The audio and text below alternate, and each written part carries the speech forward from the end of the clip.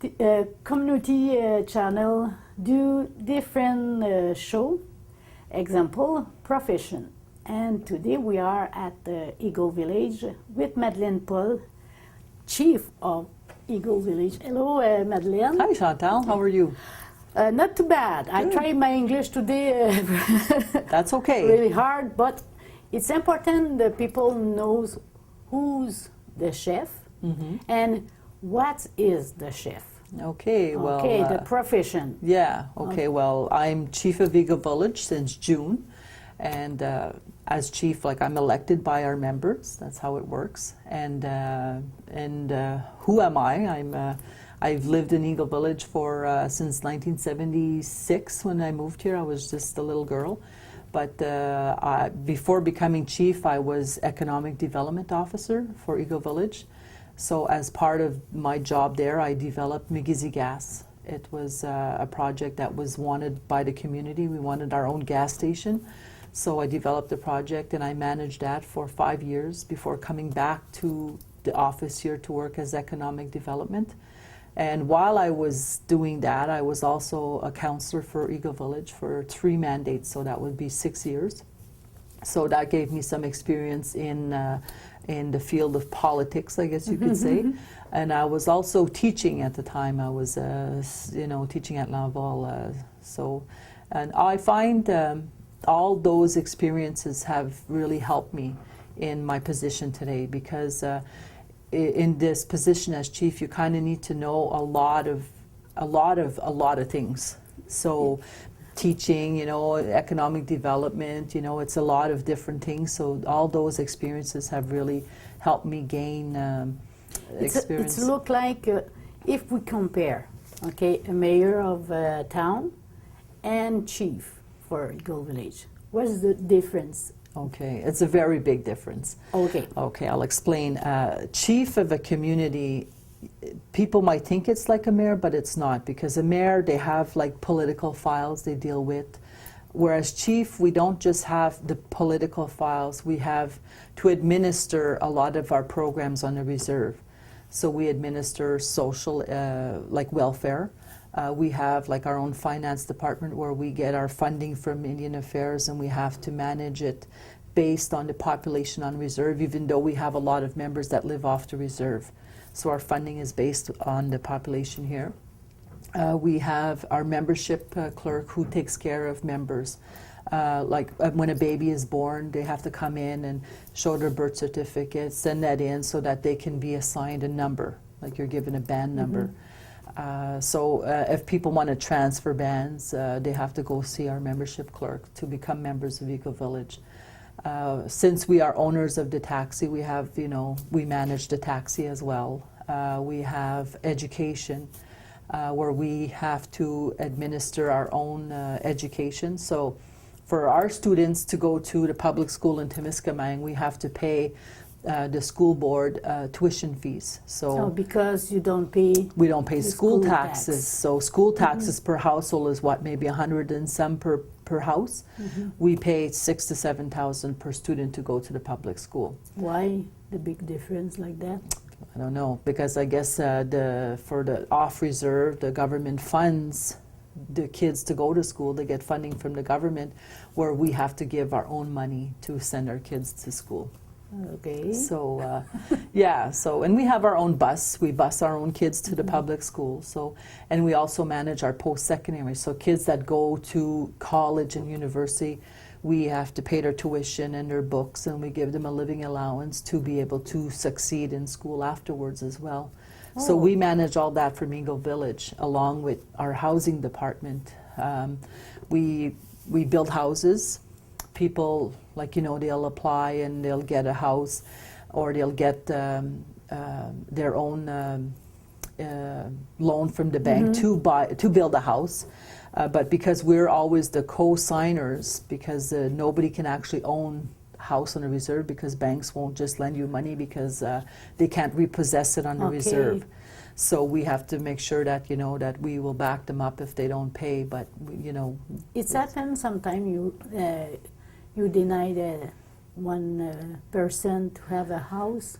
Yes, because we do have steps to follow as well, because they have to show that they're financially capable of actually paying for a house. Like if somebody's on welfare, they can't build a house because there's no way they can afford it. We already know that, so it would be a no. They have to show the proper, we would go through the same steps as if you wanted to apply for a loan for a mortgage. It's the same thing. But we do also build our own homes where people, it's like rent to own. They pay for 20 to 25 years and then they'll eventually own it, but we build them, so we are in charge of our own building. We have people that build them that work on the reserve. They build the houses and then we put them up, and then people will apply and they'll get them. And I know you just finished building the house for a sickness person, eh? Yeah, we did. That's an apartment? Yeah, or? we did a multiplex. Okay. It's a 6 apartments, 1 floor, and we assigned it to be for people with medical conditions, like elderly that have a hard time with stairs, and it's all on 1 floor. So they seem very happy with it. It seems, and they're really nice. So one, and it's really nice. So people are really, and it keeps them together so they can visit as well, and I think that's really good for them as well. So yeah, it's on 1 floor too. Yeah, that's more easy. Yeah, for sure. Especially when some of them have wheelchairs and they can just go in, and yeah. So we have that. So we do lots with the housing department. It's pretty complex because, like in a municipality, you don't have a housing department where you actually build homes. It's people's responsibility. So we have to take care of that ourselves here. We also have our human resource department, which should really be called employment and training, because we if somebody wants to do a training that's not like post-secondary, in a trade, I guess you could say, they would come here and then she would sit with them to get the funding for them to go to do it. There's always budgets, so we can only help people once our budgets are done for the year, that we're maxed out, that's it. So it's usually first come, first serve till the money is gone. We also help people with unemployment here. Like if they go on unemployment, instead of going to Ville-Marie, they can come here to apply, and the administrator here will help them get set up to get unemployment. And we've helped people that don't even live on the reserve. Some people that are in the municipality will come and just get some help, and we're here to. Of course, our focus is for our people, but I mean, we do lend a hand to those that need help too. You have a fire department too? Yes, we do. It's a volunteer fire department, but we also give services to the municipality of Kipwa. Since they don't have a fire department, and their insurance would be so high if we didn't provide service, so we give service to the municipality. So if they have a fire, they call us. Our fire department goes, and I have to say I'm proud of the fire department because they're really pretty good at responding fast, and we have our own police up here. So we have, you'll see the trucks sometimes in town, they go downtown, and we have a daycare, we have a gas station, we have 2 stores up here, we have a community hall, a youth center. So we have, it's like a little city or little town in the municipality of Kipwa as well. Oh boy, eh? And we have a health center as well. Yeah, that's true. So the health center, we have nurses and we have different people working for us. And a little bit later, I'll introduce you to our health director, and he can explain it in detail. And we have the doctors from Timiskaming Health Center come up. They rotate. 1 week will be Dr. Brock, or the other one Dr. Karakis, and so that the members here don't have to wait so long for an appointment. So they come and they have their appointments in the afternoon, and that's really good. Yeah, it's a good service we have, and working relationships with different organizations. And if we talk about chief now, okay, now we know you have all different files, all different responsibility in your hands. Yes. Did you have all the power to say no at something, or you need to consult the other counselor? Or Okay, well, as chief, you do have the power to do whatever, I guess, but I don't feel like that would be the best way to work. I feel like I'm more of a team player, so it's better to consult the council. So I have 3 counselors, And how it works, because we are under the Indian Act, which is the law for Indians. So we have to have one counselor for every 300 members living on the reserve here. So we have a little over 300 people, so we have 3 counselors. That's the government law. Yeah, it's the government law, which was established way back in. Oh, yeah. Yeah, okay. It's been a long time that it's there. So it's sometimes, even though we work on our stuff here, we still have to follow what's in the Indian Act, and that's one of them. Just like the elections every 2 years, we're under the Indian Act, and we have to do it every 2 years. So. Yeah, so we as a council sit down and make decisions, and sometimes we have to say no. We weigh the good and the bad of everything and discuss it. We don't always agree, but we come to a consensus at the end. And I didn't know for the election it's the government law. Yes. I thought it's the people that said, okay, you are there for. no, no, okay. until we develop our own custom code. Okay. That says we want it every 3 or 4 years or whatever we decide as a community. We are following the Indian Act, which is every 2 years. Ah, okay. Yeah. And you represent Eagle Village Yes. for chief. You have to represent outside, which Okay. Well. like the tribal council. Yes, like Eagle Village is part of a tribal council, Okay. and the tribal council that we're part of has other communities like Long Point First Nation is Winaway. We have Lac Simon. We have Picogan, Kitsisakik, and Maniwaki. So we have those are the bands that make up our tribal council. That's 6 Algonquin bands in Quebec, and then there's also another tribal council in Quebec which has Wolf Lake First Nation who are in Temiskaming. There's Temiskaming First Nation and Barrier Lake, so they make up another tribal council. So we sit there. As a chief, I'm automatically on the board of directors that's there. And in Quebec, because there's not just Algonquins in Quebec, there's many more nations. You have Naskapis and Montagnais and Mohawks and Hurons and Innu. And Yeah. so all of the different nations, we sit at a table called the AFNQL. It's the Assembly of First Nation of Quebec and Labrador. So we meet as chiefs to discuss the more political stuff, like what stand are the chiefs going to take on a certain position, or what are we going to do about education, because we've been cut more and more on our education. We have a small budget to send our kids to school, and we have more and more kids, and we're saying, well, you can't go because we don't have the money.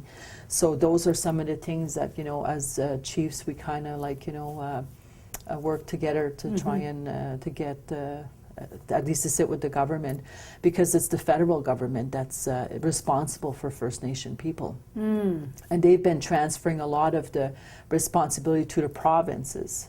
So that's making it more difficult for the First Nation people. You have the 2 steps. Yeah. Okay. Yeah. So, and then there's also the AFN, which is the Assembly of First Nation, and that's all the chiefs in Canada. We usually get together once a year. So we have an assembly, and we bring up stuff to discuss there. So You are a chief, but a woman chief. yes. I thought it's more hard. It is. It is. It is a little bit more challenging for Okay. sure. Yeah, back in a long time ago, women did run the communities, but we've gotten away from that for a long Yes. time. It's been mostly male oriented. For women, like in our tribal council, there's 3 women chief, and Okay. which is pretty cool, I think. And Of course. there's a few women chief in Quebec, and there's a few in Canada. I don't know how many. I'd have to get some numbers on that, but it is challenging because some males respect that you're a woman, and some don't. They think because you're a woman, you don't know what you're talking about, so you really have to push your issues even harder because you are a woman. So the level is not the same for us. We have more challenges as women because we're chiefs. You need some time to say, hey, I have education, I have experience. Yeah, you have to really, They memorize. yeah, you have to you have to be forceful, I guess, like them in a way too, like, you know, when you're there. But I think I'm doing pretty good to represent my community as a woman chief. Yeah. Do you think it's different with the women and men?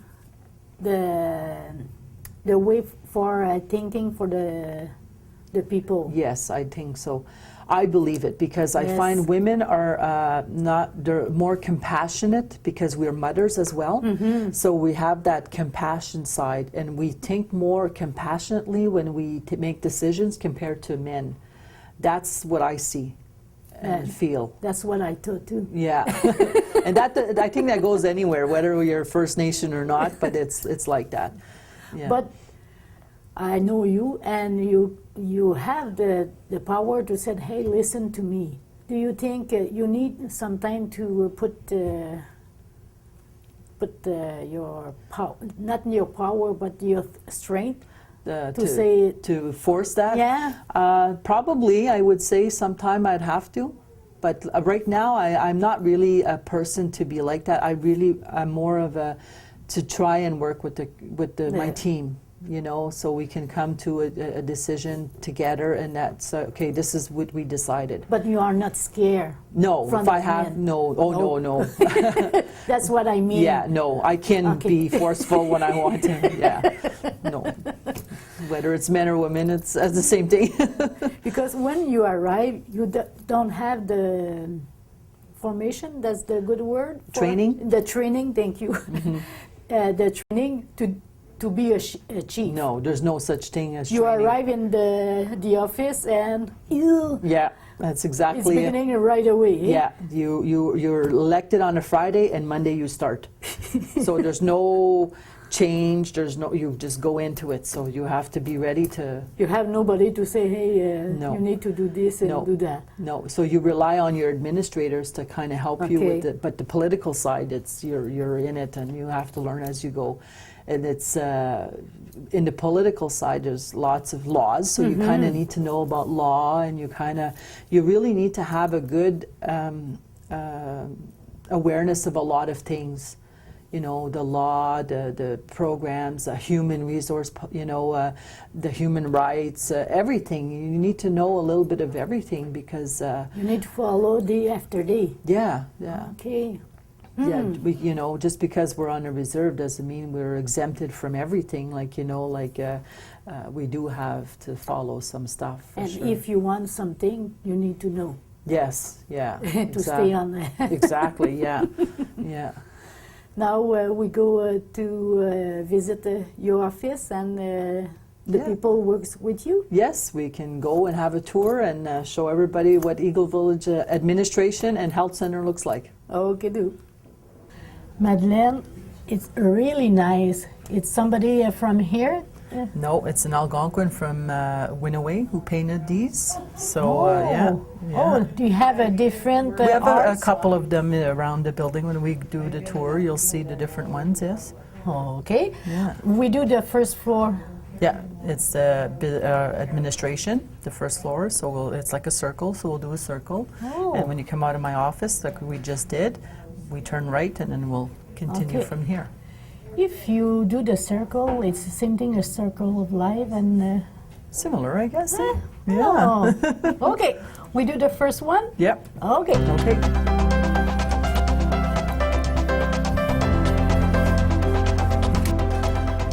Okay, I know her. You know Lisa? Yeah. What she's doing here. She is our social assistance administrator, so she takes care of the social assistance for Eagle Village.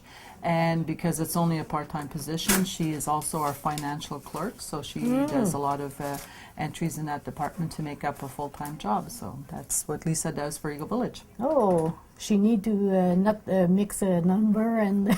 Nope, she's good with numbers. Good afternoon, Lisa. That's a new counselor, eh? Yes, Jennifer Chevy, she's our new counselor for Eagle Village, and she is also our financial director, I guess you could say, because we administer all of our programs. whether it's the administration upstairs or the health downstairs, it's all of the programs is run to one finance department, which is through here. That's Yeah. the person to With see. the money, yeah. That's the person with the money. Yeah. Good afternoon. It's an important person for new people, I Yeah, think. new members, yes. Okay. Joan St. Dennis, she's our membership clerk. She takes care of the new members that come to Eagle Village, babies that are born. They come and get registered, and she has a system directly linked to Indian Affairs to get the numbers, and she makes the status cards and gets that all set up. And she's also our president of our cultural committee, Anishinaabe-Miikina. So this is Joan St. Dennis. Thank you, John. Busy. Busy. Eh? With the government, a lot of paper, eh? Thank you, Miguel. Thanks, Joan.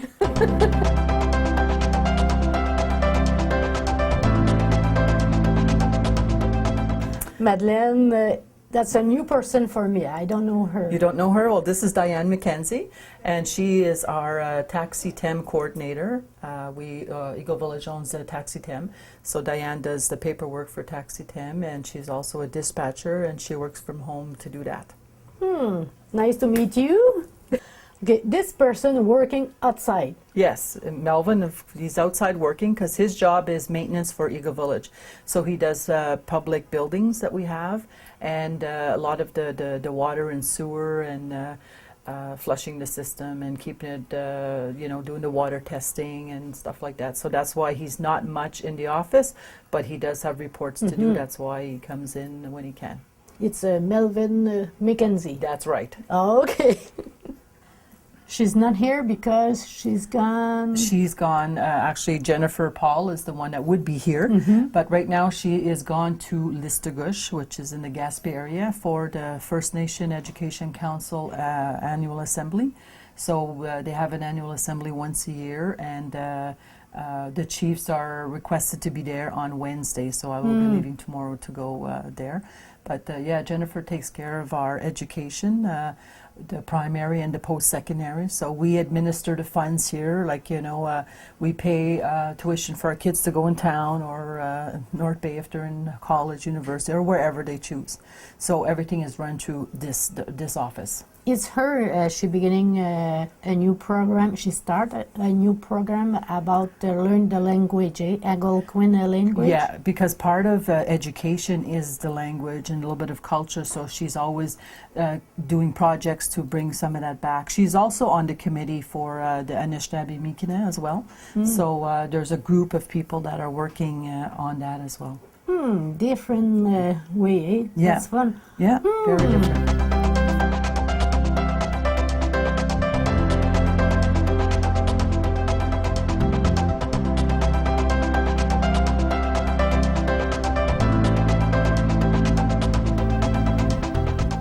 Really pretty, really nice. I like the atmosphere. Yes, yes. It's a nice, comfortable conference room we have.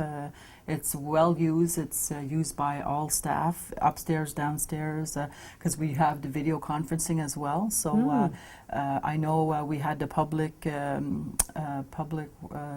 PSW, personal social worker. They have their course, and they were doing some of their course through the video conferencing as well. So it's used for many purposes, and sometimes we can't be at meetings out of town, so we connect, and we're able to be part of the meeting even though we're far away. Yeah, so That's it's really good. really nice. Yeah, comfortable. And everywhere you have arts, eh? Some painting or... Yeah, a little bit of different paintings. Yeah. It was done by Frank Polson, Algonquin from Winaway. So we have some of his displays here and there in the building. Yeah, so it's nice. It adds to the culture. Of course. Yeah. Madeleine, who this woman? This is Julie Wabi. She's our housing administrator, so she takes care of our housing department for Eagle Village. So we build houses, so she kind of looks after the construction. We get mortgages through the bank. They have to come and see Julie to get that. She works with CMHC, the Canada Mortgage Housing Corporation, for some funding for the different types of housing, because we have different types on the reserve as well. So this is Julie's job. Another person like papers, eh? Oh yeah, let's you can tell. There's lots of paperwork in this office. Thank you. Thank you. Madeleine, I saw the computer. Yes. I think that's the office for... Yeah, our IT office. We Okay. have a server that runs all the computers in the administration and downstairs. So all of the stuff that comes in, it comes in here and it comes to our computers. So we have two people that work in our IT department. We have Billy Trepanier and Donna Perizzo.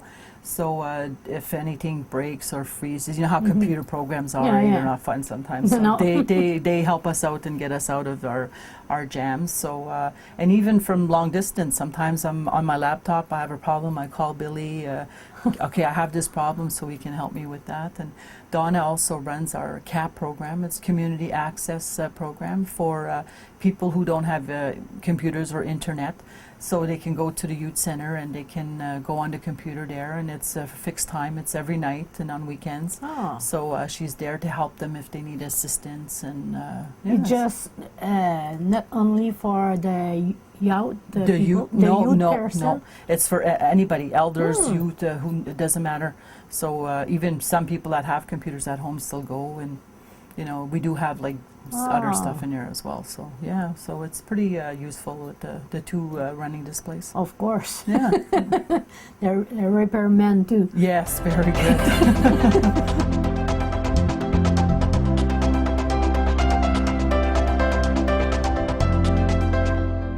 Madeleine, it's Glenda. I don't know her last name. Glenda Moore Trepanier. This is Glenda. She works for Eagle Village in our, we call it Human Resource Department, but it's not really that. It's our Unemployment and Training Department, more or less. So Glenda helps students who want to take a trade instead of following the education system. This is the department. Those that are applying for unemployment, she can assist them from here instead of going to Ville Marie. So She's not a counselor for... no, not okay. a counselor, just a helper to Okay. help students and individuals. And she's helped not only our members, but other people as well have come in and asked for her assistance. So, yeah, so she's very Thank helpful. you, Glenda. You're welcome. That's Gail Jambon. Yeah, so you know Gail? Oh, yes. Yeah, so she's our recreation coordinator. So she does the bingos for the reserve, country fest, the rallies, and she's working on different little things that are going to be coming up there shortly. So yeah, that's Gail's job. So Elders parties. yeah, there you go. There, see? Halloween. Ah, Yeah, so she- different. yeah. Hmm. Every month there's always something that's coming up that. Yeah, because you have a community calendar too Yeah. on the website. Yeah, and people can access the calendar and see what's happening on the reserve. Yeah. Have a nice day, Gail. Thank you. When we arrive, it's Roxanne.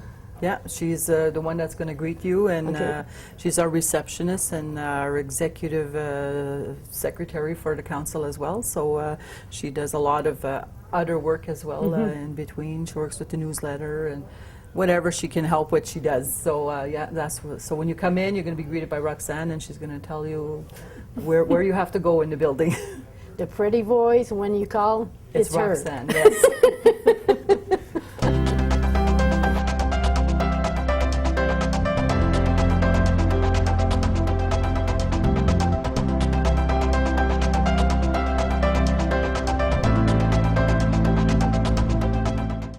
Thank you again, Madeleine. Oh, thank you for coming, and I think you know it's a good opportunity for everybody to understand what Eagle Village is about. So I thank you for coming and sharing a few hours with us.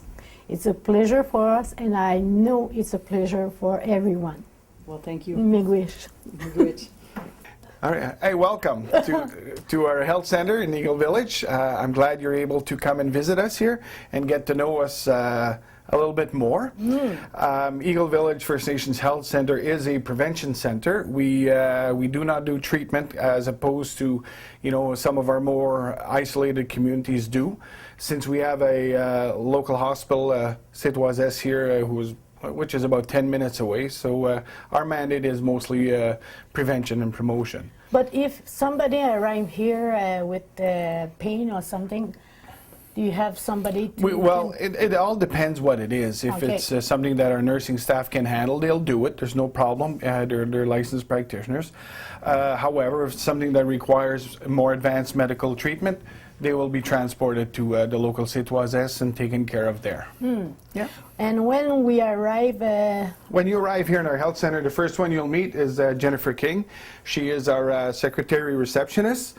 She helps, directs all the calls and also helps support on a clerical nature all the other program workers. So normally right beside her we would have Priscilla Durocher, who is the medical transportation clerk, who is, as you may know, was just recently married this past Saturday, so she's on her honeymoon stage. So, but she takes care of all the medical transportation.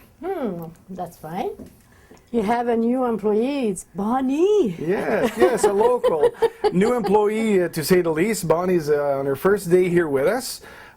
She is replacing our head nurse, Jennifer Presso, who is on maternity leave right now. Bonnie is a registered nursing assistant. In Ontario, it's maybe licensed practical nurse. A little more different than in regards to the appellation, but nevertheless, she's going to help support programs, our diabetes and maternal child health programs, and also give support to the home care nurse. So we're very pleased to have a local person, Bonnie Down. Yeah, exactly. Because we forget her last name. So I'm very pleased to have her with us. Welcome here. Thank you. So if we'll move into the clinic and give you an idea of just what we're all about. Okay. David, that's a huge... Well, it's not bad. It's a start. From our terms, we find it a little small because it's our only clinic we have here, and we're here because we have maternal child health programs. We have to evaluate them. We wish we had a bigger setting for this, but we're making things do with what we have. Because you have just one exam room. One examination okay. room, yeah. So, but we do, weigh the babies. We have blood pressure. We do blood glucose checks. Anything involved in prevention. On the other side, I'll show you later. We have a chair set up for foot care. So we follow our diabetics very closely. It's not for a massage? No, unfortunately not. It's for foot care. So Okay. and primarily for our diabetic clients. So it's very interesting. And again, our mandate is prevention. Okay. David, that's the other room. Yeah. For examination, this is a room is set up for the professionals that visit our health center. We have 3 visiting physicians, Dr. Brock, Dr. Grekas, and Dr. Ziskovic, who come here on about a half a day a month. We're very pleased to receive them here. They have an examination table, and this is the chair behind us that the nursing staff uses for foot care. And to our left here is Mr. Philip Koshy, who's brought in specifically to work on a project for frontline services with us. We've taken over social services on the prevention side, and he also has been tweaking some of our HR policies with us. So we're happy to have him here for a bit. People are in the good hand. You bet, you bet. David, that's a laboratory. It's a small one, but useful. Yeah, absolutely. In the early stages of our health center, we were given the mandate to do surveillance in regards to quality of potable water. We do it for our community, obviously, but we also we're doing it for Timiskaming First Nation and Long Point First Nation, where our technician would go out at least once a week to their community, take a sample, and validate their tests. We'd send some of the stuff stays here, we validate right away, and the other more precise analysis is sent to a laboratory in Longueuil. When we are not sure, or No, it's just other extensive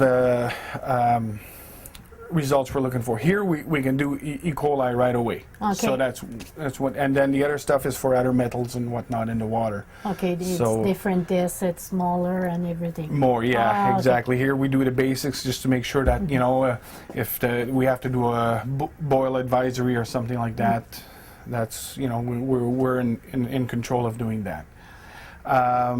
for sure, Temiskaming First Nations are doing their own now, and I suspect by the end of this fiscal year, Long Point should be in a position to check and validate their own water.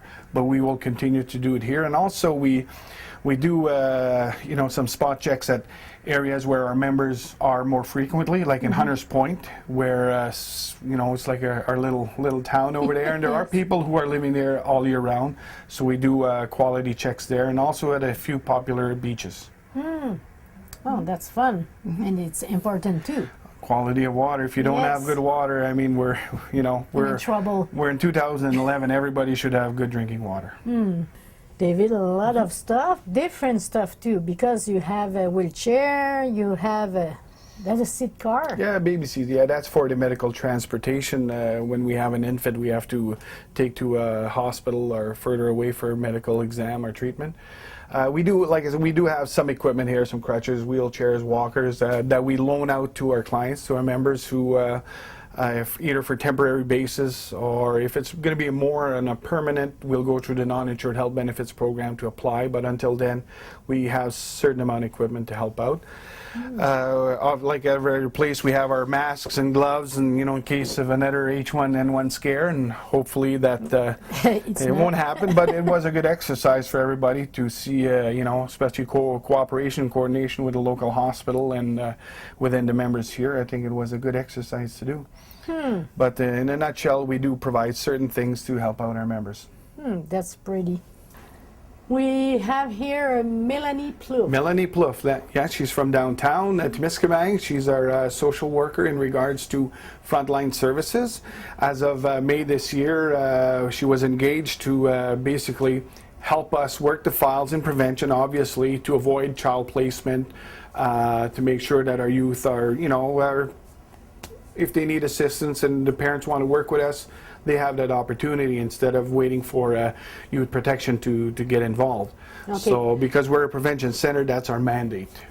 For not taking out the kids, just for for stay sure. at home with the solution. Absolutely. If we Okay. can work out solutions with the parents and the families and extended families so that the child is safe and everything is fine at home, I mean, that is the main objective. Eagle Village First Nation, I do believe, it has a very good record in regards to very low child placement. We're very proud to say that in our community we have 1 social workers. In other communities, there are 10, 7, 8.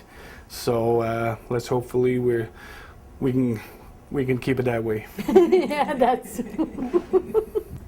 The ladies are busy right now. Yes, here we have Virginia McMartin, who worked basically the mental health component of our programs. But what I mean by mental health, it's more community health. Her program was Community Links, meaning doing activities and prevention activities, working on suicide prevention, activities to bring the community closer together. The family crisis. Absolutely, and but now she's in a transition since we have the social worker who will be taking over more of that, the crisis situations and whatnot. She's going to transition into the diabetes worker, where her recently certification at Yellow Quill College in diabetes is going to really come in handy. We have quite a few diabetics just the same, like it is, I think the outbreak is worldwide, and we're going to really try to address the physical activity, the nutrition aspect and the teachings, because it's a very deadly disease. Just further down we have Mitchell McMartin, who is our sports and leisure coordinator. Mitchell is involved in keep getting the community active, working with our elders, weight loss challenges, and now we're kind to broaden his mandate a bit, where he has to include some youth. Maybe some youth is identified as needing a little more coaching, big brother mentorship, something like that. So to make sure that introduce them into the sporting and leisure things where they they can put their energy towards that rather than other things. So we're happy to be evolving with this and working outside our mold a little bit. Behind you, you have Linda Poulenc, and she do the same job at. No way. No, she doesn't do the same job as Melanie here. Melanie is in frontline prevention to avoid Okay. child placement. This is Linda works basically when there is a signalement, when somebody makes a complaint to the youth protection. Linda is involved in that file. It doesn't mean that they don't work together. They work closely together when Okay. when the file goes in that direction. But she works for Centre Jeunesse, Linda Paulin, and for youth protection, and also she works with the elders. Elder, when I say work, for social issues with the elders. Okay. When we have to start preparing the family because the elder may have to be placed or, stuff like Yeah, that. that's true. It happens. Yeah. Not everyone knows Vicky Constant, but it's a new day for her too, eh? Yes, her first new day day back. and, Yeah. First day back from her maternity leave. So Vicky is our addictions worker. Recently, we used to call it NADAP. That's a National Native Alcohol and Drug Abuse Program. That's a national program from Health Canada. But as we evolved with times, there's more addictions to games, to prescription medications. So our mandates is starting to get a little bit more broader. Vicky does prevention work with youth, goes to the schools, talks with the kids there in prevention activities with I think it's Melanie from downtown. Yeah. Yeah, from the Citoisesse. So we work in cooperation with we have the same clients and whatnot. So again, just back from her maternity leave. Yeah. Yeah. A pretty baby, really nice. Thank you. Thank you, Vicky. Thanks. This man like the law? I don't think so. Sometimes if you read for the law 14, you didn't know or not is good or not. Eh? No, Terry is our environmental health technician. When we came from the lab, that's his lab. He works to ensure the quality of water within our community, and also the other community we now do also Long Point, Okay. and most recently Timiskaming First Nations too. And like I was explaining, Terry does some sampling in specific areas like the beaches, the public beaches that are frequented by our members, and also the certain areas like in Hunters Point where people do stay year round, and on our traditional territory. We've also asked Terry to finish up on a couple of the mandates he had in regards to our infrastructure projects he was working on, so that's why he's keeping busy with that also. Over here we have, who's absent on holidays, who's gone to BC, the lucky lady, Tina Chevrier. Tina Chevrier is, I guess, our more senior health program She's worker. elder. No, She's senior. she's just senior as far as seniority. She basically puts on our big workshops in regards to the big files on cancer and whatnot. And like all our programs, we're evolving. We're changing within our health system also to look at different roles people with good experience will be taking on. She works very lots in diabetes, gives us support to the nurses on that. Thank you, Terry. You're welcome. David, Yeah. that's your office. Yeah, there's Busy man. Eh? a tornado just came in here. I don't understand. It was nice and clean and everything was just perfectly filed, but there must have been, somebody must have left the window open for some reason. Yeah, very busy. Like most of you know, I am also a member of council, and we're busy with some big files, the Madamex, the mining files, which there's a big meeting on the 29th here in the community where we need to keep our people informed. We're also involved with the energy project with Energex and our partners of Wolf Lake. So there's some big files that we're hoping we'll see light soon. But on a health perspective, I'm also busy on some working groups and associations. I'm Vice President of the First Nations of Quebec and Labrador Health and Social Services Commission, which is basically a regional organization that I would say, I won't say defends, but helps promote, First Nations health within the province of Quebec, and they really deliver a good service. We help support smaller communities. We develop initiatives, training, and whatnot. And I'm also part of the board of directors for the First Nations Health Managers Association of Canada. So again, that's another good organization, which I'm proud to say that it's, seen life over the course of the year, which we want to lend support to. There's over 600 First Nations communities in Canada where, we're not all at the same level. There's some isolated, semi-isolated, and, some aren't as organized. So we're hoping that our association will help bring support to these communities and develop capacity. Develop capacity and also recognize capacity. So, by prior learning assessments and, professional designation. So it's pretty interesting. Our health center, like I said, I'm very busy, yeah. And every once in a while I get to go in the bush there.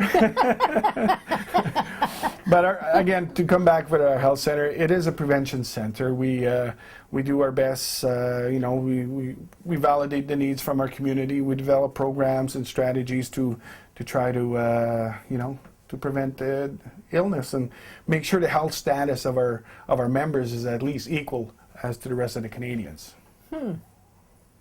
It's a really good visit because we know better how's your office, and that's for why and for who. Yeah, well, for sure. I appreciate you guys coming in and giving an opportunity for us to say a little bit what we're doing, and so that it'll reach also our members who are off reserve, who can say what goes on, what kind of services they do in Eagle Village. Yeah, I really appreciate it, and we're hoping that you get a chance to come back again. And again, we're not stagnant. We're evolving. We're trying to respond to all our community members' needs, and eventually we're going to be growing. So it's very dynamic little health center we have here. Maybe one day we come back for diabetes clinic. Absolutely, you're more than welcome. Oh. You're more than welcome. Okay, thank you. Thank you very much. Bye-bye. Bye.